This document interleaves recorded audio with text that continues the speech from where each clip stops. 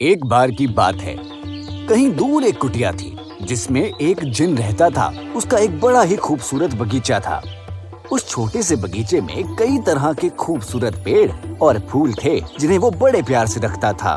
जिन बहुत ही ताकतवर था, पर उसे यह ताकत मिली कैसे? नींद। हाँ, वो 18 साल से सोया नहीं था और अब उसकी आंखें बंद होने लगी थीं।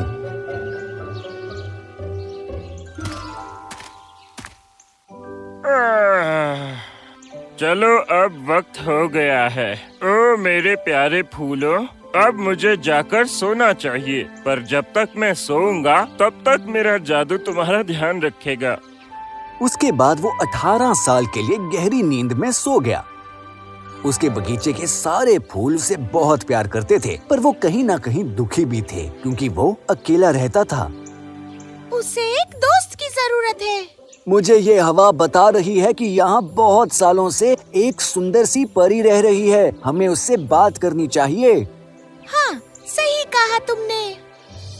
और पूरे का पूरा बगीचा परी को पुकारने लगा।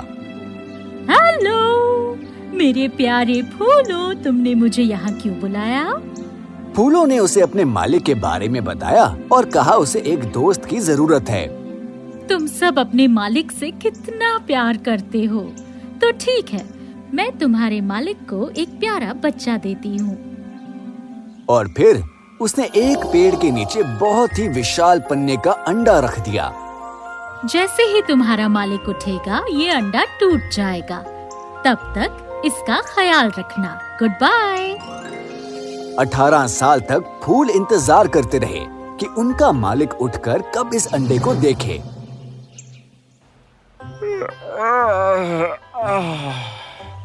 मालिक जाग गए। जैसे ही जिन बाहर आया, उसे देख के सारा बगीचा खुश हो गया। जिन ने अंडे को देखा तो हैरान हो गया। अरे ये क्या है? तभी अचानक अंडा टूटने लगा। अंडे को टूटता देख सब खुश हो गए। एक बच्चा, ये यहाँ कैसे आया? बच्चा अपनी नन्ही नन्ही मासूमियत भरी हरी आंखों से देखने लगा, जिससे जिन का दिल पिघल गया। तुम बहुत प्यारी हो नन्ही गुड़िया। मैं तुम्हें अपने घर बहुत प्यार से पालूंगा। सारा बगीचा ये बात सुन के बहुत खुश हुआ और उसने बच्ची का नाम रखा पेपरीना। उसने पूरे बगीचे को खुशियों से भर दिया था। देखो, वो हमारा कितना ख्याल रखती है। और हाँ, वो बहुत अच्छा गाती भी है। और हमेशा की तरह जिन और पेपरीना कई घंटे एक दूसरे के साथ हंसते और बातें करते रहते। वो एक दूसरे के साथ काफी खुश नजर आते और धीरे धीरे 18 साल पूरे हो गए और जिन को नींद आने लगी। ओ नहीं, अगर मैं सो गया तो मेरी प्यारी सी बच्ची पेपरीना का ध्यान कौन रखेगा? इधर जिन बहुत परेशान था, उधर पेपरीना कहीं दूर जंगल में भटक रही थी। ला ला ला ला ला ला। मुझे माफ कीजिए, पर आपकी आवाज बहुत ही प्यारी है जिसे सुनकर मैं खुद को रोक नहीं पाया। मेरा नाम है ल्यूइस।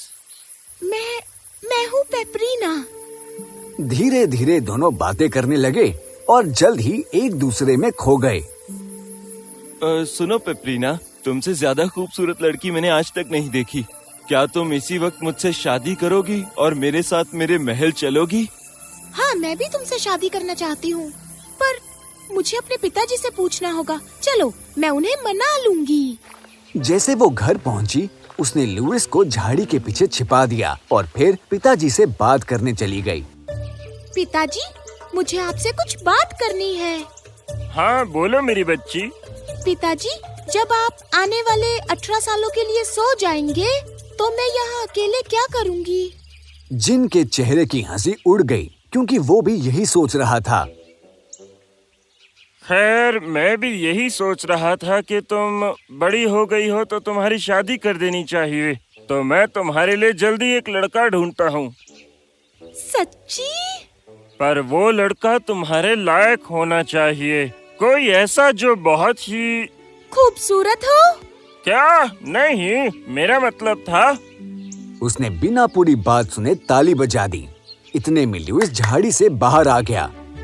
जिन उसे देखकर हैरान हो गया। ये राजकुमार लुइस हैं और हम एक दूसरे को बहुत चाहते हैं। पिताजी, मैं बहुत खुश हूँ। तुम इसे चाहती हो, पर तुम इससे मिली कब हो बेटा? मैं इनसे कुछ समय पहले मिली। इन्हें देखते ही मुझे लगा कि यही मेरा सच्चा प्यार है। सर, मैं आपसे वादा करता हूँ कि मैं आपकी बेटी को हमेशा खुश रखूंगा। जिन को बिल्कुल अच्छा नहीं लग रहा था, पर फिर उसने देखा कि उसकी बेटी पेपरीना लुइस के साथ बहुत खुश है। बहुत अच्छा, तुम इससे प्यार करती हो तो मेरा आशीर्वाद तुम्हारे साथ है। ये बहुत बहुत शुक्रिया पिताजी। इसके बाद पेपरीना अपना सारा सामान लेकर राजकुमार लुइस के महल की तरफ चल दी। उसने दुखी मन से पिता से विदा ली। ओह, बेचारे हमारे मालिक। पेपरीना के बिना जिन बहुत उदास रहने लगा। उसने कबूतर का भेष बनाया और उसे ढूंढने के लिए निकल गया। ढूंढते ढूंढते उसे एक शाही गाड़ी मिली। जब उसने उसके अंदर झांक के देखा तो पेपरीना और लुइस एक दूसरे के साथ काफी खुश लग रहे थे। पेपरीना खुश लग रही है। मैं बेकार ही परेशान हो रहा था। वो वापस अपने घर आकर सोने की कोशिश करने लगा, पर अभी भी वो खुश नहीं था।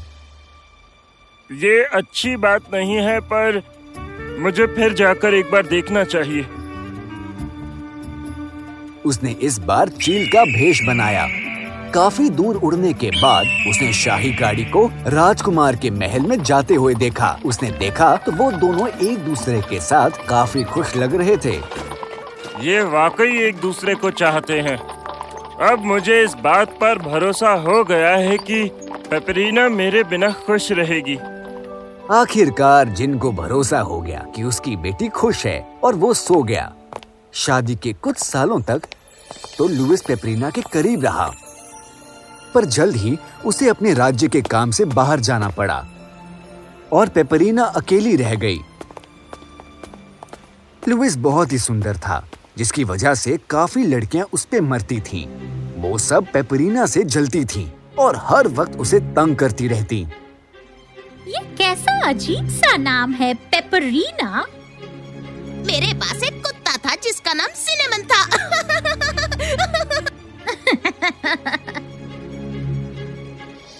तुम्हारे कपड़े कितने गंदे हैं। तुमसे अच्छे कपड़े तो हमारे नौकर पहनते हैं। पता नहीं राजकुमार लुइस को तुमने क्या दिखा। और जब भी लुइस घर वापस आता तो वो काफी खुश होती, पर जब वो अकेली होती तो वो औरतें उसे बहुत तंग करती। एक दिन पेपरीना को रहस्यमयी कमरे में ले गया और उसने उसे एक बहुत ही प्यारी तलवार दिखाई। ये बहुत सुंदर है, पर लुइस, तुम इसे अपने साथ बाहर क्यों नहीं ले जाते? ये मेरे पिताजी की दी हुई उनकी आखिरी निशानी है। ये मेरे लिए बहुत खास है, इसीलिए मैं इसे तुम्हें दिखाना चाहता था। उन्हें इस बात का जरा भी अंदाजा नहीं था कि कोई तीसरा बाहर खड़ा उनकी बातें सुन रहा है। सुनो, एक आइडिया है जिससे उस जाहिल पेपरीना को बाहर निकाला जा सकता है। ओह लाला, चलो फिर देर किस बात की।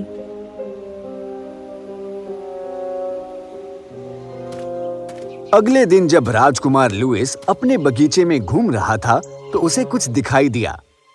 उसे उसने उठाया और देखा कि वो तो उसके पिता की तलवार थी। कौन है वो जिसने मेरे पिताजी की तलवार की ये हालत की? सिपाहियों, जाओ और उस गुनहगार को ढूंढ कर लाओ। सिपाही जल्द ही उन तीनों औरतों को राजा के पास ले आए। क्या तुमने ये सब किया है? जी नहीं, हमने नहीं किया। हमें बहुत बुरा लग रहा है, पर ये हमने नहीं, प्रिंसेस पेपरीना ने किया है। हमने खुद उन्हें तलवार ले जाते हुए देखा। हमें वजह नहीं पता थी। लुइस काफी गुस्से में था, क्योंकि उसे पता था कि पेपरीना के अलावा इस तलवार के बारे में कोई नहीं जानता था। पेपरीना को जल्दी हमारे सामने बुलाओ। पेपरीना राजकुमार लुइस के बुलाने पर तुरंत राज दरबार में पहुंची। ओ लुइस, तुमने बुलाया, क्या हुआ? मेरे पिता की तलवार फेंकने के बाद तुम्हारी हिम्मत कैसे हुई ये पूछने की? तुम यहाँ से अभी के अभी निकल जाओ। बेचारी पेपरीना का दिल टूट गया। उसने लुइस को समझाने की बहुत कोशिश की कि उसने ऐसा कुछ नहीं किया, पर लुइस उसकी किसी भी बात को सुनने को बिल्कुल तैयार नहीं था। आखिरकार पेपरीना दुखी होकर वहाँ से चुपचाप चली गई। वहाँ से निकलकर वो जिन के घर जाते हुए रास्ते में यही सोच रही थी कि काश जिन उसे जगा हुआ मिले। ओह, तुम कितने प्यारे हो। देखो ना, तुम्हारे पास ये पंख है और तुम उड़कर घर पहुँच जाओगे। देखते ही देखते वो पंछी जिन में बदल गया, जिसे देखते ही पेपरीना रो पड़ी। मेरी प्यारी बच्ची, तुम रो क्यों रही हो? पेपरीना ने उसे तलवार के बारे में बताया। मेरी बच्ची, बहुत जल्दी तुम उसे प्यार करने लगी। वो तुम्हें अच्छे से समझ ही नहीं पाया कि तुम ऐसा कभी नहीं कर सकती। चलो बेटा, अपने घर चलते हैं। दूसरी तरफ राजकुमार लुइस भी पेपरीना के जाने से बहुत दुखी थे। तभी उन्हें किसी की आवाज सुनाई दी। बेचारी पेपरीना अब गई, चाल काम कर गई। कैसी चाल? लुइस की आंखों में गुस्सा देखकर उस औरत ने डर के मारे उसे सब कुछ सच सच बता दिया। मुझे तो यकीन ही नहीं हो रहा। इसी वक्त निकल जाओ मेरे राज्य से और कभी मुझे अपनी शक्ल मत दिखाना। ओह पेपरीना, ये मैंने क्या कर दिया? लुइस तब तक रास्ते में कहीं नहीं रुका जब तक वो जिन के घर ना पहुंच गया। पेपरीना, बात सुनो, प्लीज बाहर आओ। तुम्हारी कोई गलती नहीं थी। मुझे तुम्हारी बात सुननी चाहिए थी। प्लीज मुझे माफ कर दो। लुइस, मुझे खुशी है कि तुम्हें सच्चाई पता चल गई और मैंने तुम्हें माफ कर दिया। प्लीज चलो अब अपने घर चलते हैं। मुझे माफ करना लुइस, पर मैंने अपने पिताजी के साथ रहने का फैसला कर लिया है, क्योंकि उनसे बेहतर मुझे कोई नहीं समझ सकता। पर पेप, लुइस, ये मेरा आखिरी फैसला है। प्लीज मेरी बात मानो और चले जाओ। इतना कह के वो मुड़ी और घर के अंदर चली गई और लुइस बेचारा उदास वहीं बैठ गया। मुझे पता है मैंने तुम्हारा दिल दुखाया है। मैं तब तक यहाँ तुम्हारा इंतजार करूँगा जब तक तुम मुझे माफ करके मेरे साथ नहीं चलती। और वो वहीं बैठा रहा। वो भरी बारिश, तेज धूप और सर्दी सब सहन कर रहा था। ये देखकर फूलों को भी उसके लिए बुरा लग रहा था, तो उन्होंने उसे खाने के लिए फल दिए और जिन हर रोज खिड़की पर आकर ये सब देखता। प्यारी पेपरीना, तुम्हें उसके पास जाना चाहिए। अब मुझे लगने लगा है कि वो वाकई तुमसे बहुत प्यार करता है। पिताजी, उसने मुझे दुख पहुंचाया है। मैं इसके लिए उसे कभी माफ नहीं करूंगी। हे भगवान, इसे कुछ समझाओ। पेपरीना जानती थी कि राजकुमार लुइस उससे बहुत प्यार करता है, पर उसने जिद नहीं छोड़ी।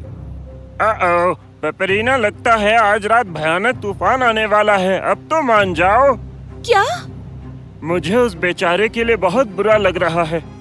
अपने पिता की बात सुनकर अंदर ही अंदर पेपरीना को बहुत बुरा लग रहा था। इतने में बहुत ही भयानक बिजली कड़की और जोरदार झमाझम बारिश होने लगी, पर इस सब का राजकुमार लुइस पर कोई असर नहीं पड़ा। ओह, लुइस! पेपरीना ये सब देख नहीं पाई और वो भागकर राजकुमार लुइस के पास गई। उसने उसे माफ कर दिया और देखते ही देखते बारिश भी अब बंद हो गई थी। लुइस और पेपरीना ये देखकर हैरान हुए कि अचानक से इतना तेज तूफान और बारिश कैसे रुक गए। जिन ऊपर आसमान की तरफ देखकर मुस्कुराया। तुम्हारे बच्चे अपनी जिंदगी में खुश रहें, इससे बड़ी कोई खुशी नहीं होती।